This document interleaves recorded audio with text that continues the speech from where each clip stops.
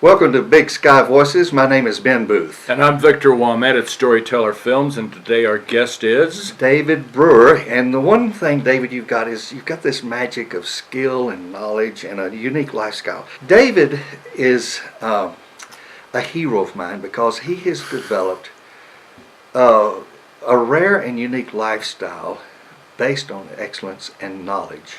I remember that show. Remember, Victor, Raiders of the Lost Ark? I do. You know, and you have these people that they're living in a nice home in some nice place, but because of their knowledge, they end up having to jet around the world or the country to go find or look for interesting things.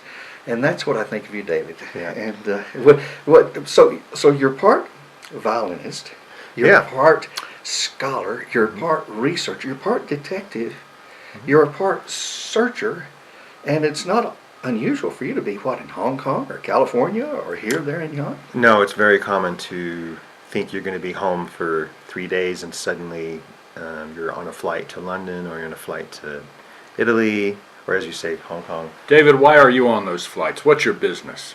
So we buy, restore, and sell fine instruments, generally bowed string instruments of Like the violins, highest cellos, etc. violins, cellos, and their bows and violas. Okay.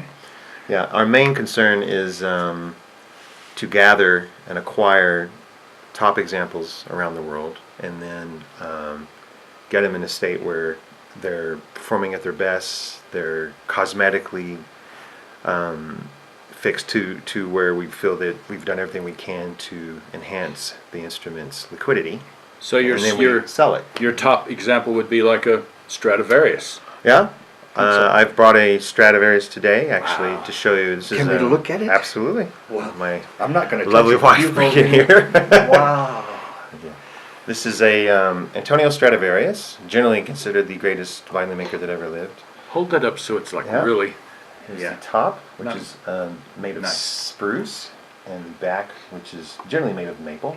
And the sides? Sides are usually maple, and the scroll as well. The value of this violin is generally roughly in the 8 million range. I say roughly because you can get a lot of different opinions from various experts around the world, but most people would say a violin from what we call the golden period, Right. Yeah. 1700 to 1720. Yeah. Is Stradivarius' best period, and most of those instruments from that period are selling between, say, $5 million to $15 million. So are all the parts of this instrument 300 years old or 400, whatever? The main components, the top, the ribs, the back, the scroll, are all still original. Okay. As Stradivari made. The neck gets replaced over time. Okay. Their internal, at some point, what we call the bass bar inside, gets replaced sometimes every 50 years, every 100 Okay. years. There are various reasons people do that, Okay. to maintain the And playability of the instrument at its best. Okay. Yeah. You know what the guy that builds these is called? The genius? No, he's called a luthier. Is that Yeah, correct? that's right. a Luthier. luthier, yeah. Yeah. Okay. Yeah, they stole it from the French Oh, yeah. origin. Yeah. Yeah. Yes, Mhm. and so you could actually call yourself a luthier because I suppose sometimes you have to kind of help rebuild these, don't you? I actually have two restorers that work for me, restoration repairs. One of them has had 10 years of experience and went to violin making school, and later on became a restorer in another shop before we hired him. Yeah. And he works on our highest level instruments like a Stradivarius. Yeah. To your question, Victor, about what he does, this was on a website, yours.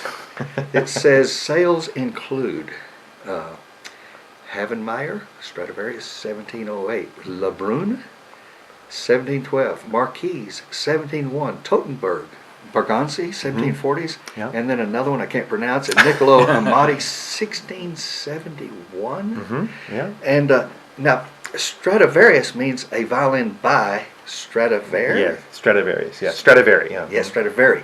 And what is neat is, who would have thought that, Victor, we get to sit with this guy that's known all over the world because of his integrity, his expertise, his professionalism. And have you ever had a violin that you actually, your heart beat fast just to pick it up and touch it? Or Yes, yes. I played a very nice Stradivarius named the cathedral Yeah. about 2 years ago in the Yeah. New York shop, and I thought that was not just a beautiful looking instrument, but a beautiful sounding violin. Yeah. That one, and then on the same trip, I think I also played the Vitamp. And Does it- those instruments were those are at the highest level of our industry. Ben, in answer to your, Yeah. do you play better as a violinist when you play a fine instrument like that? I think that I have the advantage of being a former concertmaster before I became a violin dealer. So I think of instruments as a player first, even still, even though I've been selling Right. instruments for now almost 20 years. But I believe that even without the knowledge I have now, as a player, you still immediately feel the difference between a great instrument like a Stradivarius versus, say, for instance, I was playing on an $8,500 violin in high school, which was not Was not not cheap, shabby. right, That was pretty yeah. decent amount of money in the Of course. 1980s, Oh, you know. yeah. But nowadays, that violin might be worth $16,000, and I promise you, if I was playing that violin today, it would be like night and day to try to compare those two instruments, because Okay. what you're able to do on an instrument that is made by let's say any great old Italian maker, it's very hard to describe just quickly on quick terms. It's the palette that you're getting on an instrument that's that old, the projection the instrument has when you get into a hall compared to maybe a newer instrument, which sometimes in a room like this will sound quite good. But when you actually get into a big hall or in a concert setting, that's where a lot of these instruments will show you what they can really do as in a player's perspective. Yes. I would like your perspective on this, because you Yeah. will know. I have read, and I'm a novice, that the porosity and the density of the woods on the two sides, even this type of wood it is, where it's new growth or old growth, makes a difference in the sound quality. Have you heard that? Does that sound consistent with what you heard? The wood choice it's interesting because in our industry the guess is always how to make something new and get it to be equal or better than a 300 and something year old Stradivarius. Yeah, right. And if you talk What to a violin standard, huh? makers at violin competitions, I've been to many violin competitions where I've bought and met many instruments from great gold medal violin makers. And the question is always, how can I make an instrument as good as possible where when people play it, they have no distinction between something that's $8 million and something that's $20,000 or $10,000. And the truth is, everything you are analyzing is part of the equation. It's not just the wood. But to answer your question, yes, the wood is very important. Older wood versus newer wood. Even when they make an instrument, they make sure the instrument is not brand new. You don't want it to be green. You want it to be aged maybe 7 years. Preferably, you buy wood that's been cut down 100 years ago, if you Yes. can. It's more expensive, but relatively speaking, compared to how much the instrument costs, it's not.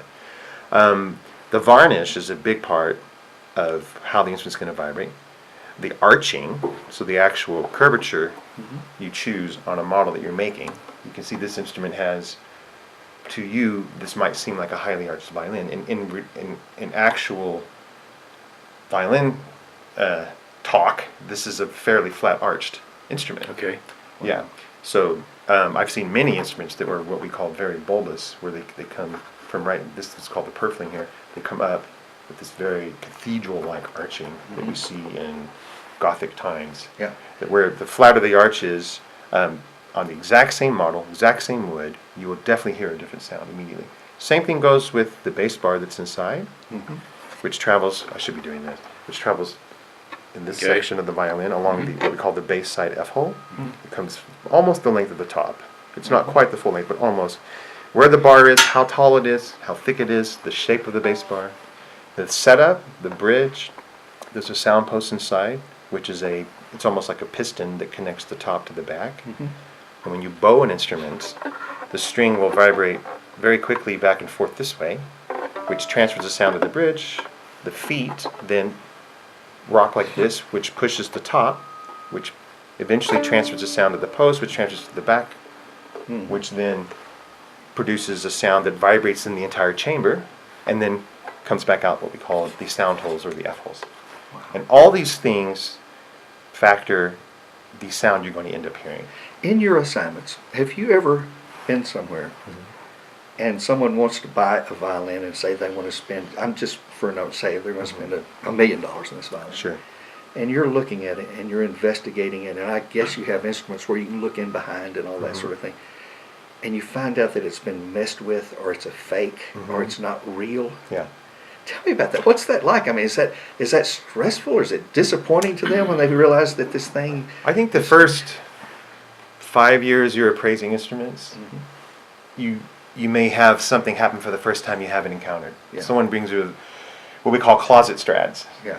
You know, someone has something in a closet or an attic strad, and they pull it down, they take it to a local violin shop. It says clearly Stradivarius inside on the label, right? It's just a replica of a Stradivarius label. The instrument is almost 99% of the time a German or French trade instrument, sometimes English. Maybe out of that other 1% of the time, it becomes something of quality that maybe it has 5 times the value of a cheap trade instrument, but we're still talking value of $5,000 to $20,000. Most of the time, an instrument that's labeled Stradivarius, Guarnerius, all these makers you're talking about are very common to copy. Amati, Guarneri, Berganzi. So the labels will say this. As an expert, you have to decide if I'm looking at something, you know, is this even Italian? Is it French? And I'll give you a perfect example. Or is it Russian? Or is it Russian? There are Russian makers, Yeah. by the way. Good makers. I was just in Corpus Christi last week, and this very thing happened where I went to Corpus. I met a gentleman who was 90 years old. His wife had played this violin since the early 1900s. He's a widower, so she's passed away. And the whole point of me coming was to look at his wife's instrument and appraise that, plus a collection of very expensive bows and his Grignani violin. And when I saw the violins on the table, and I noticed the Chenot, the one that was supposed to be a Chenot, in my mind I thought immediately, okay, well this is obviously a German violin, not going to know who made it, a trade instrument, but I didn't talk about the violin first. I started with things I knew had potential to be right. Right. Yeah. Started with one of the bows, his violin, which is a very nice instrument, and I just tried to spend 30 minutes giving him positive feedback. And I knew that no matter what he had heard from the local dealers, it wouldn't be as high as what I was going to tell him. Because generally speaking, not everybody will share with the client the real value in hopes they can get it for less. Our approach with our company is quite the opposite. We always accept the challenge of being 100% honest with someone in hopes that they will choose us to deal with, and now we have to perform for both them and ourselves and help everybody make money. You'd be surprised how often people are sort of led to believe a different story. So my whole point was to tell this gentleman the real value of his instruments, to make him feel good. And it was about twice what he had been told. I told him his violin was well over $100,000. He had been told $50,000. I've mentioned him. One of the bows was quite nice and worth about $10,000. He had been told $5,000. This is very common. Then I brought up the wife's violin, and I said, unfortunately, the violin that she's played for 80 years or whatever is actually fake. Maybe $5,000 value. And of course, no matter how you tell somebody this is like when you break up with a person who you've been with. When they figure out you're breaking up with them, Right. it doesn't matter how hard you try Yeah. to make it feel okay. Right. They're going to be upset. Of course. So, You would expect that. but you hold their hand. You be as kind as you can. You try to remember this is something that's so special to him. Right. And of course it was to his wife. So we went over to the pictures in his kitchen where he showed me his wife, or perhaps an unscrupulous dealer knew it was a German instrument, and when they sold it to his wife, put a Chenot label. So what you're saying is you try to let them down softly. As softly as you can. Yes. That is a big part of. You can write a primer on how to tell bad news. Yes. So if Yeah. you travel someone and say someone's putting together a collection, Yeah. and I assume when you buy these things, like I was reading, there was 1,100 Stradivarius made, and there's maybe 400 to 500 left. Is that about right? I think maybe 500 to 600. 500 to 600 left. So in that particular market, you got a limited supply. You know Yeah. where they're at. So when they come up for auctions, do you actually physically go to auctions, or do you do it by telephone, or how does that work? So auctions are quite a bit different than, let's say, the old days. Or in the golden years of, yeah. of Yes. the first early 1900s till 1980s, let's say. Nowadays, you can do it online. Mm-hmm. You don't physically have to be there. You can be on phone bid. Okay. If you're a very serious dealer or collector, and you're buying this kind of instrument, you're going to see the instrument, of course. You're going to go view the instrument, whether it's a month or two before the actual viewing, or you go in the official viewing, which is usually 2 or 3 days. Mm-hmm. You wait in line, you eventually get your turn, and Right. you go in a private room. On a Stradivarius, they're going to give you a private room. Yeah. And you would spend 2 or 3 days going back to look at the instrument several times, look inside it, do a condition report, ask for a condition report as well, provided by the auction house.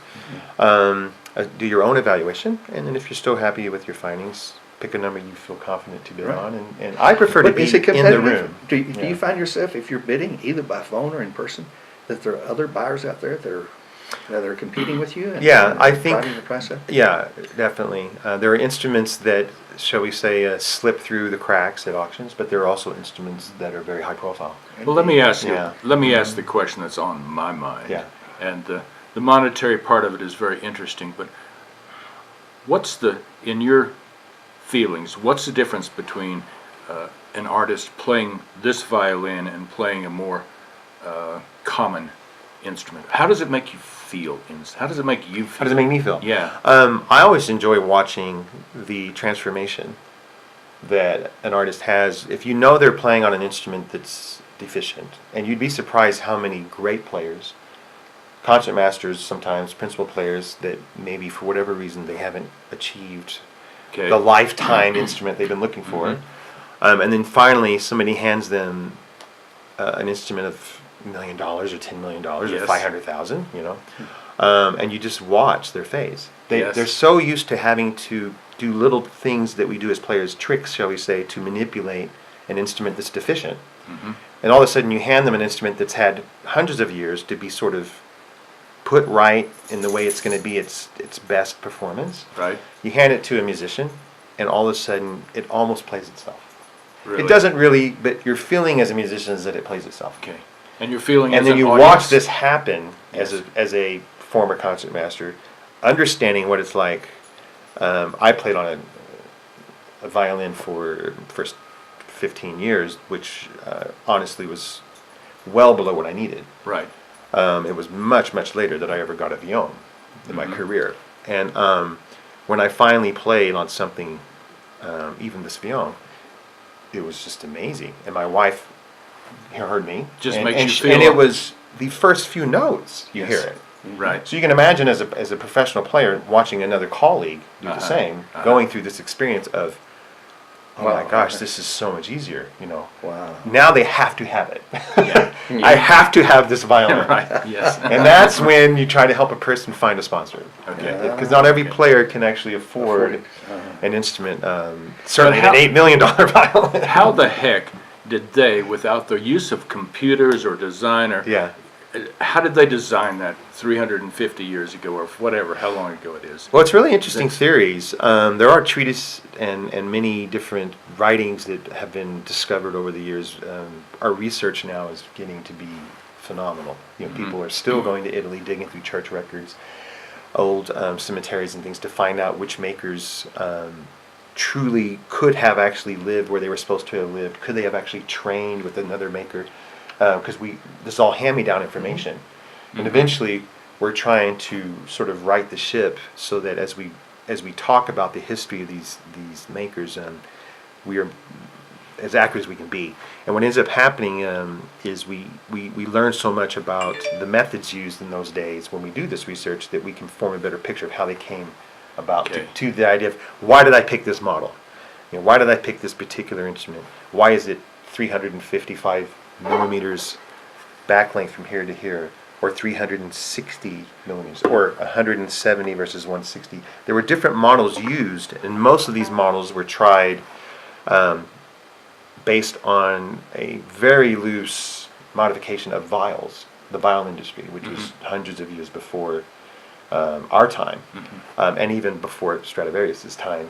it was still before that. So I think the viol started everything, Okay. and from there we ended up with a violin, which eventually was modified for, say, between the 1500s until we got to mid 1600s, and then a gentleman named Niccolo Amati, who was Stradivarius' teacher, developed what we call the grand pattern. The grand pattern Amati is loosely what a golden period Strad is based on. So he based the golden period Strad model on the grand Amati pattern. Okay. And I in heard that between when he he- sold one to one prominent person there in Europe, or maybe one to the Medici family or something, that sort of made his reputation. It kind of gave him a boost. Yeah. He made the Tuscan Quartet, Yes. and this is of course made for the famous Medici family. Yes. And the cello for that quartet is in the Florence Museum. Yes. And that's considered the greatest, what we call pre-forma B pattern cello he ever made. I want to ask you this, and this is relevant to business and industry. We will do anywhere from 12 to, what'd you say, 30 movies in Albuquerque a year. Something like that, yeah. Yeah. Full feature films, big films, maybe 3 or 4, and a whole lot of what we'd call mid-range films, that are maybe $30 million or less in production cost. The others, the big ones, are expensive. If a movie producer wanted to create a background music of quality music, maybe with a Strad or a quartet or something, that fit with the theme that they're doing, is that something that you could call the right people and help arrange? I mean, could you make that sort of thing happen? You know all the players out there. Oh yeah, very easy, yeah. And most of them are not here. I know they're in Chicago and New York and California and other places.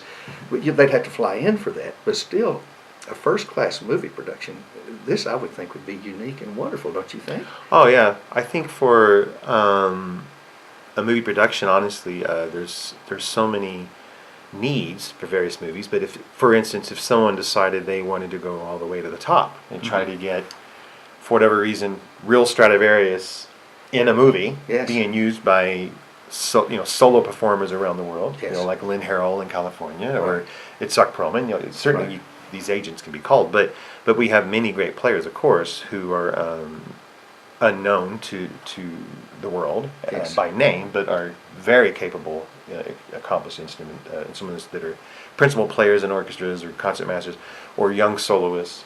And we even have a few players here in Albuquerque as well that are quite capable of being used for that purpose. Well, We've got a number of producers, including Victor, on this program, and you're the type of guy they need to know.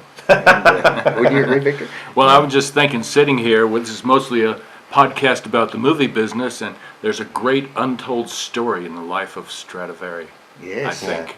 Oh, yeah. And the whole Absolutely. mystique of creating these instruments that have lasted so long. How would you like people, if they needed to contact you or your company, by email, by telephone? What do you have a number that you could give online? Or Sure, yeah. Our business work line is 505-237-0005. Our email, probably the best one to use, is info@davidbrewerfineviolins.com. And those two ways of contacting us are... You've passed the hardest test of the day right now. Could I plunk it? Could I plunk Sure. it? Victor, I would like to say that I have actually played a Stradivarius. I mean, I'm gonna I've not hold it, played but- much. Do Yeah. you want to plink it too? Oh, absolutely. You Go want to ahead. plink a duet? So when you pluck it, just pluck the strings and maybe don't touch the body. I can hold it. Well, You can hold the body, I'll hold and you I'll can pluck pluck. it. Yeah, Okay, that's so this is Stradivarius, and what year is he? 1701. 1701? Is that too much? Maybe not quite so vigorously. Oh, well, I'm an aggressive plunker. Sorry. Or somewhere in between. Yeah. I think you play better than I do, really. There we are. Oh, Nice. thank you. David, it's such a pleasure to have you Oh, here. thank you. This Yeah. program is called Big Sky Voices because we feel like that some voices need to be heard. And yours is a voice that's unique and wonderful. It should be inspirational to people who love art and music. And it's good for this state. It's good for our country. I'm so proud to have you here. Thank you. Thank you for inviting me, and I look forward to doing it again sometime. Oh, we will. Yeah. David, thank you so much. And closing off, this is Victor Waumett at Big Sky Voices, and my partner. Ben Boothe and adios. Bye-bye.